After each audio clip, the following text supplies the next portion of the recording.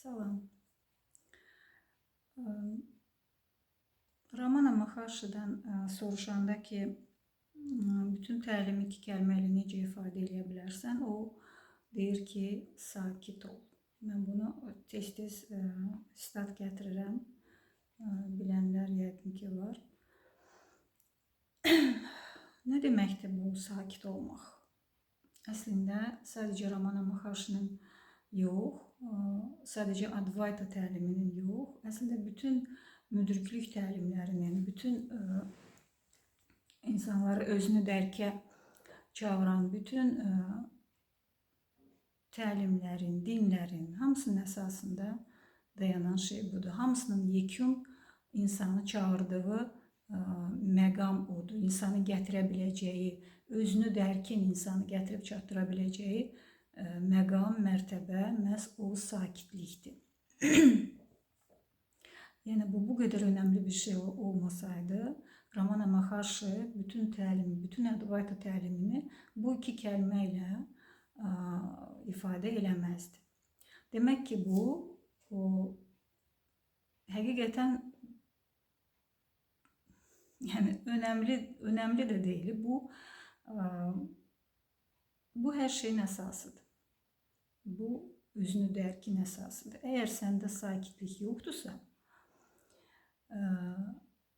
hesab eləmək olmaz ki, sən özünü dərkə çatmısan, sən özünü tanımısan, sən mən kiməm sualına cavab vermisən. Yəni, bununla müəyyənləşir. Göstərici budur.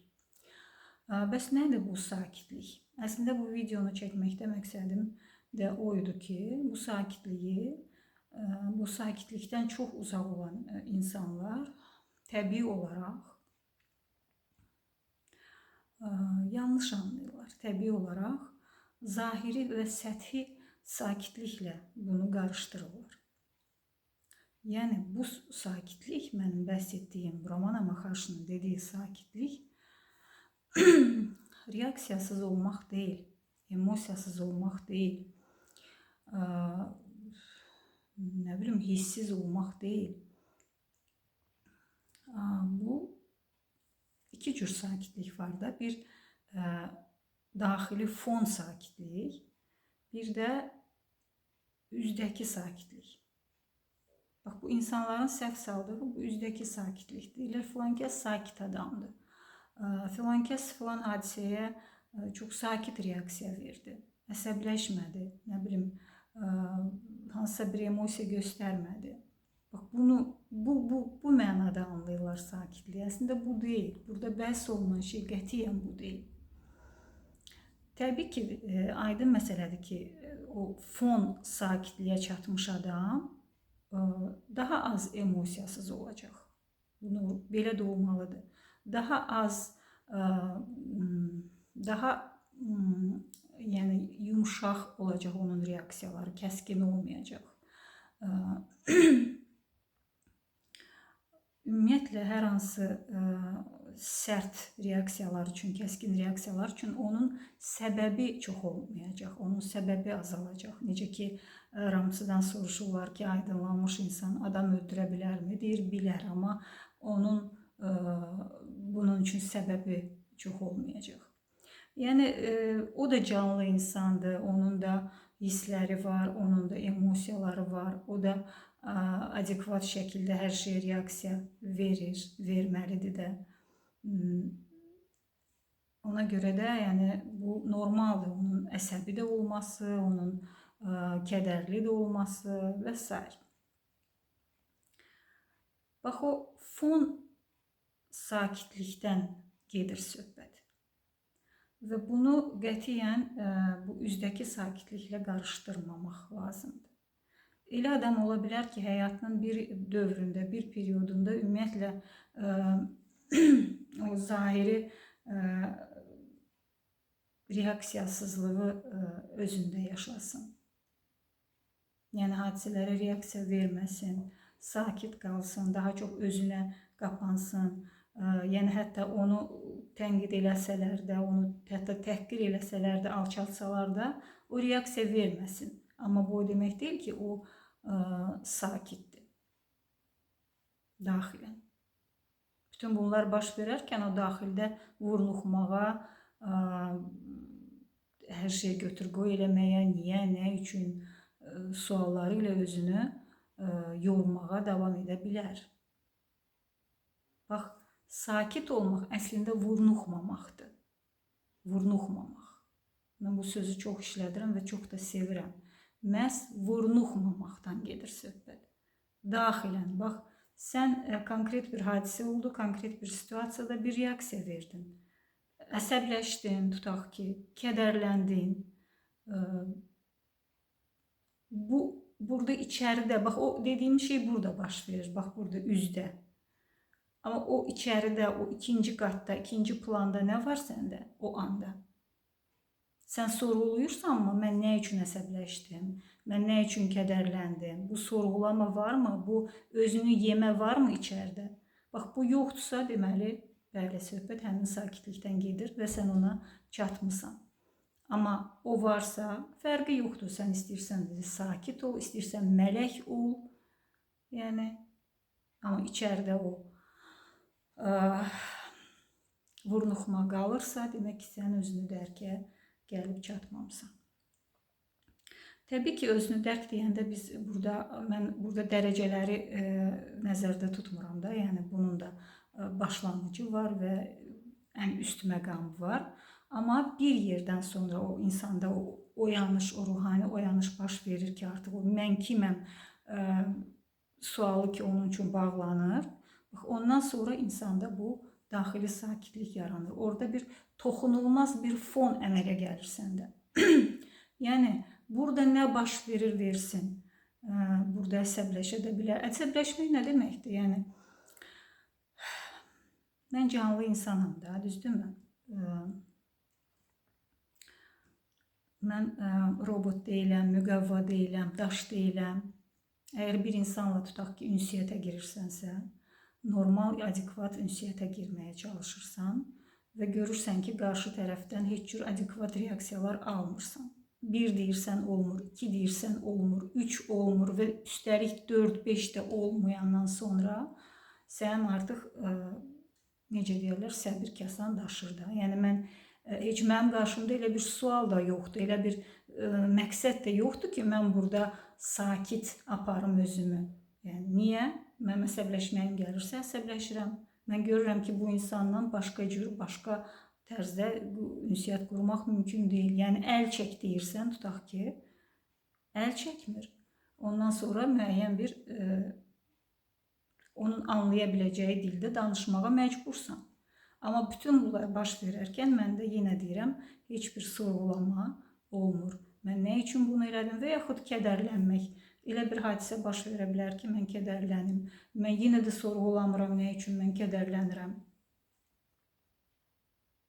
Mənə yaraşırmı kədərlənmək? Qətiyyən yox. Niyə yaraşmasın ki, mən canlı insanım? Mən kədərlənməliyəm də, sevinməliyəm də, əsəbləşməliyəm də. Hamısı bizim üçündür. Amma əsəbləşdiyim üçün əsəbləşirəmmi? Yox. Kədərləndiyim üçün kədərlənirəmmi? Yox. Hətta sevindiyim üçün sevinirəmmi? Yenə yox. Orada fon üçün fərqi yoxdur. Fonda həmişə bir vəziyyətdir. Orada fon dəyişmir bütün bunlar baş verərkən. Bax, sakitlik budur. Əsl sakitlik budur.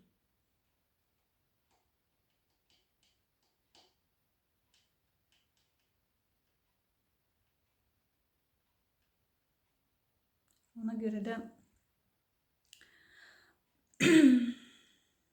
ona can atmaq lazımdır. Yəni, zahiri sakitliyə can atmaq lazım deyil. Bu biraz da xarakterlə bağlıdır, biraz da insanın reaksiya vermə vərdişləri ilə, quruluşu ilə bağlıdır. Məsələn, Nisargadatta Maharac çox əsəbi adam olub. Amma o sakitliyi, fon sakitliyi tapıbmı? Şübhəsiz ki, tapıb. Amma əsəbi adam olub, yəni bir çoxları ilə ünsiyyətdə o əsəbi reaksiyalar verir. Yaxud Mudjini mən dəfələrlə satsanglarda əsəbi reaksiya verdiyini görmüşəm. Elə bir sual gəlir ona, qarşı tərəf sual verənin egosu, təkəbbürü elə bir həddə olur ki, onunla başqa dildə sadəcə olaraq danışa bilmir. Bir adamla durur, onunla tamam başqa dildə danışır, başqa formada, başqa tərzdə danışır.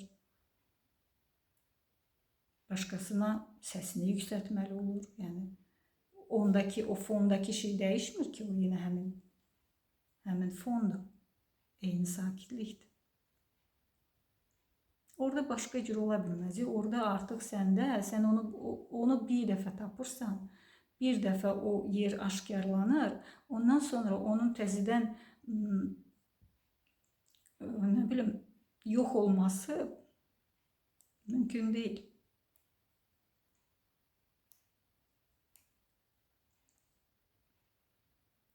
Bir dəfə tapılır o, bir dəfə dərk olunur. Mən kiməm sualına bir dəfə cavab tapırsan. Yəni bugün cavab tapım, sabah yadımdan çıxsın, elə bir şey deyil. Yadından çıxırsa deməli tapmamısan.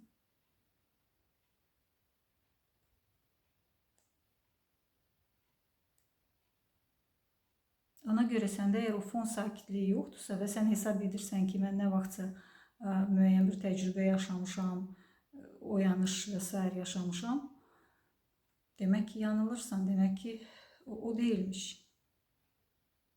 Çünki yenə deyirəm, göstərici odur. Odur, yəni əldə olunan şey odur. Çatılan şey odur. Çatılan məqam odur. Daxili sakitlik, sən ondan sonra fərqi olmur, yəni nə baş verir ətraf aləmdə, bütün dünyada nə baş verir, sənin başına nə gəlir, fərqi yoxdur. Sənin taleyin necə irəliləyir, heç bir fərqi yoxdur. Sən bu oyunun iştirakçısı kimi, necə deyərlər, bütün oyunlara, oyunun bütün qaydalarına görə oynayırsan. Oyunu tam oynayırsan, yəni. Ona görə oyunda yıxılmaq var, durmaq var, əzilmək var, ağlamaq var, kədərlənmək var, əsəbləşmək var. Oyunda hər şey var. Amma iki fərq var da. Ya sən bunun oyun olduğunun fərqindəsən, ya da oyun olduğunun fərqində deyilsən. Fərqindəsənsə o fon sakit qalır. Bax, Ramana Maharshinin dediyi sakit ol məsələsi bu məsələdir. Ona görə də bu videonu ona görə çəkdim ki, qarışdırılmasın. O sakitlik reaksiyasız olmaq deyil, emosiyasız olmaq deyil, robot olmaq deyil, nə bilim belə sakit hər bir hadisəyə belə gülər üzlə reaksiya vermək deyil. Yoxdur elə bir şey, elə bir dünya yoxdur, elə heç kim elə olmayıb. Ən müqəddəs adamları belə özlərindən çıxaran hadisələr olub. Hətta İncildə İsa Məsih ilə bağlı da belə epizodlar var.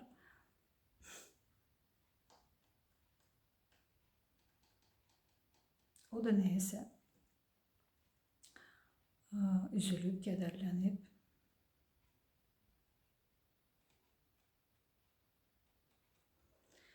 Bax belə.